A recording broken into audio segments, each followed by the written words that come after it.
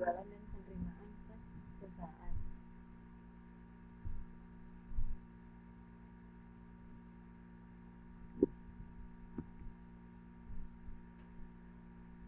Dapat 8.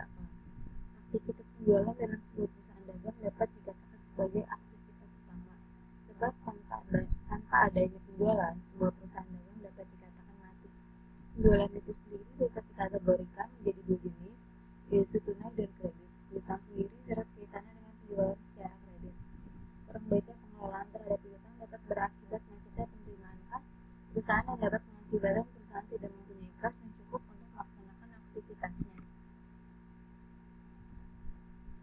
Ruang lingkup penelitian dengan transaksi yang meliputi yang pertama ada transaksi pemesanan holis konstruksi atau holis dan konstruksi oleh pelanggan. Sistem sebelumnya akan memvalidasi pemesanan yang dilakukan oleh pelanggan apakah pesanan diterima atau ditolak. Yang kedua ada transaksi penjualan. Yang ketiga transaksi penerimaan kas yang dapat otomatisasi penjurnalan atas transaksi penjualan dan penerimaan kas. Yang kelima pembuatan laporan atas transaksi penjualan dan penerimaan kas yang telah terjadi. Yang keenam membahas mengenai aktivitas proses pendapatan dari penerimaan kas yang berasal dari penjualan dengan asumsi telah dilakukan survei atas kredibilitas pelanggan dalam membayar utang.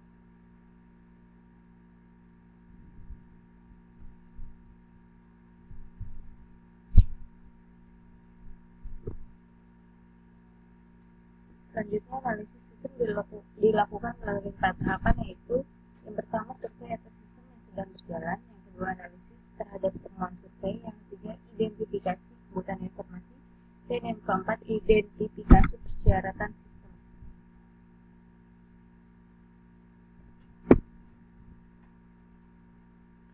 Metode perancangan yang digunakan yaitu yang pertama pembuatan DFD, yang kedua pembuatan kamus data, yang ketiga pembuatan IRD, yang keempat pembuatan bagas struktur, dan yang kelima pembuatan rancangan masukan dan keluaran.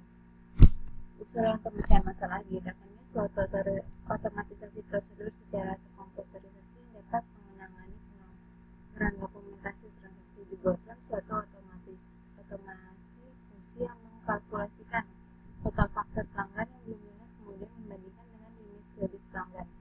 Dari hasil perbandingan tersebut, kemudian didapat status pesanan pelanggan diterima atau ditolak. Merancang sistem database yang dapat mengolah data transaksi perusahaan. Sebelum memberikan penawaran konstruksi, bagian penjualan membuat surat perintah survei ke bagian perencanaan untuk mengetahui spesifikasi konstruksi yang diperlukan pelanggan. Setelah melakukan survei, bagian perencanaan memberikan spesifikasi konstruksi ke bagian penjualan. Kemudian untuk mendapatkan harga konstruksi, bagian penjualan menginput spesifikasi konstruksi ke dalam sistem. Sistem akan memproduksi harga konstruksi. Rancangan sistem yang diusulkan. Usulan prosedur yang baru. Yang pertama, prosedur penjualan. Bagian penjualan menerima pesanan dari pelanggan melalui telepon, fax, atau email. Atas dasar pesanan tersebut, bagian penjualan memesan kode pelanggan untuk memeriksa limit kredit pelanggan yang sudah ditemukan sebelumnya dengan total faktur pelanggan yang belum lunas. Sistem akan mengecek data dalam database dan hasilnya adalah sebuah tampilan yang berisi ditolak atau diterimanya pesanan pelanggan dan berapa jumlah pembelian yang dapat dilakukan pelanggan. Apabila pesanan pelanggan ditolak oleh sistem, maka bagian penjualan akan langsung mengkonfirmasikannya ke pelanggan. Apabila pesanan diterima oleh sistem, maka bagian penjualan akan memasukkan data pesanan pelanggan dalam sistem.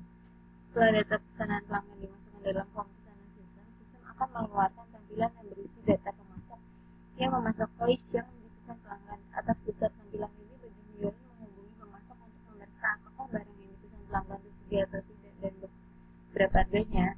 Apabila pesanan tersebut termasuk konstruksi, maka sistem akan mengeluarkan surat perintah survei untuk bagian perencanaan.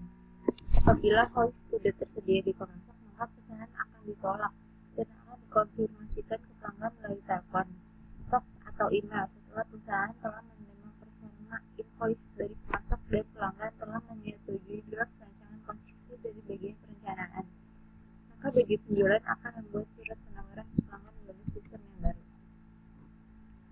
Setelah pelanggan menyetujui penawaran, maka bagian penjualan menerima purchase order dari pelanggan melalui telepon, fax, atau email.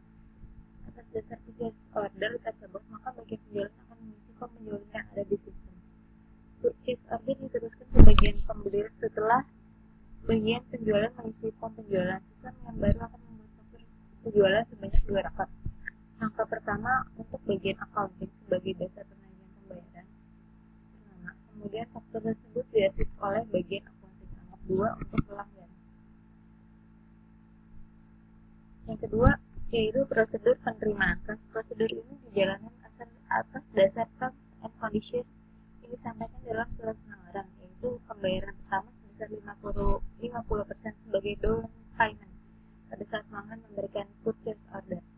Pembayaran kedua sebesar 40% pada saat barang siap dikirim dan lunasan 10% pada saat setelah instalasi. Atas dasar yang ditentukan, bagian penagihan membuat surat tagihan melalui sistem yang baru. Bagian penagihan menerima konfirmasi pembayaran dari pelanggan melalui telepon, fax, atau email, kemudian mencatatnya dalam sistem. Pada tanggal yang dikonfirmasikan tersebut, sistem secara otomatis mengeluarkan pesan pembuatan kwitansi ke bagian keuangan. Bagian keuangan membuat bukti pembayaran melalui sistem, kemudian mencetaknya. Bukti pembayaran kemudian diteruskan ke bagian penagihan untuk disampaikan ke pelanggan. Bagian penagihan kemudian menerima giro atau uang tunai dari pelanggan. Giro atau uang tunai tersebut kemudian diteruskan ke bagian keuangan.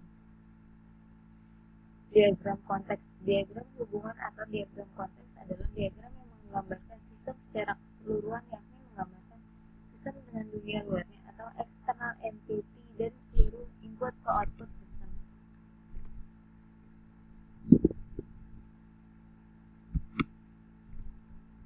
Berikut adalah diagram konteks, yaitu sistem informasi penjualan dan penerimaan kas,